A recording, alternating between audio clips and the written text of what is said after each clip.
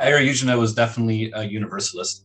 He drew heavily from Gregory of Nyssa as well as Origen in that regard. He had a view of salvation which was for the entire cosmos rather than for humanity specifically. Humanity was an important part of that, but he believed in the resurrection of the universal creation. And so in Eriugena's view, his idea of salvation is very influenced by Maximus the Confessor, the Eastern Orthodox teacher, and he quotes him directly, like he's clearly drawing from him.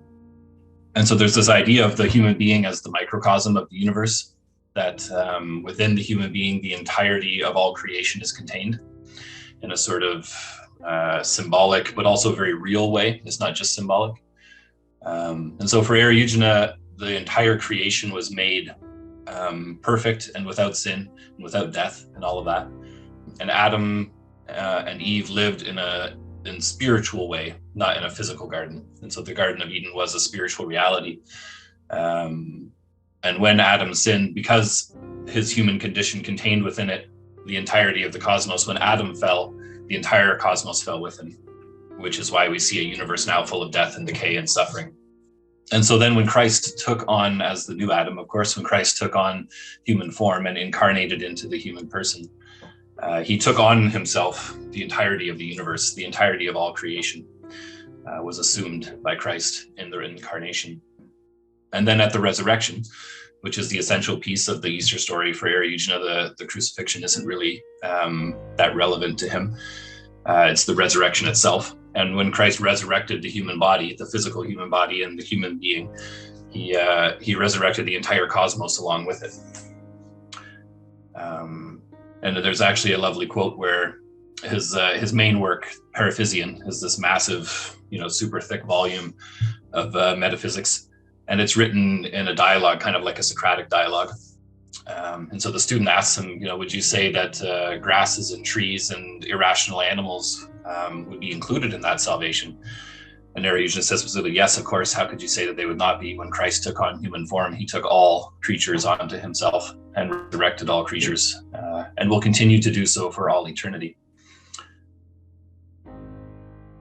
So Eriugena, drawing heavily from Dionysius, the Areopagite, pseudo-Dionysius, and also Origen, had this idea that all things which exist have a share in the good, that existence itself is good, which means that the demons themselves have that original goodness as well.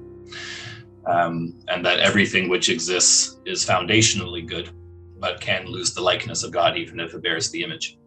And so in that idea, what is evil in the demons and what is evil in humanity is not actually an essential part of what we are, but is rather a negation of what we are. It's a falling short of what we are. It's a turning away from what we are rather than an expression of what we are. And so in that, he believed that all would be saved, and that includes the devil, that Satan himself still maintains original goodness, still holds that as part of his essence, and will one day come to live it in full expression, to return to the likeness of God in which he was created. But he then asked the question, so then what is the torments of hell, which we find sort of mentioned throughout the scriptures? And of course, there's a lot of debate about the eternity of hell and whether or not it's eternal. And Eriugena did not believe that hell is eternal. But he did see that it was at least mentioned, this idea of the gnashing of teeth and then the pains that come. And he wanted to find a way that fits into this understanding of original goodness in all things that exist. And so he realized, and he was drawing from other patristic sources in this, of course, but he realized that the only place where evil can exist is in the free will. And that is why we are able to turn away from the good, because we have this free will, and the free will is itself a good gift. Which means that evil itself is located in the will, and hell itself is then located in the will as well. And so that when the restoration of all things comes, and all death and destruction are removed from the cosmos, that those who in their will still desire evil and still desire pain will be unable to satisfy that desire. And that is what the torment will be. It will be an unattainable desire, a desire which can never be satisfied. And that is what the torments of hell are for Eriugena, is simply the desire for evil when evil can no longer be.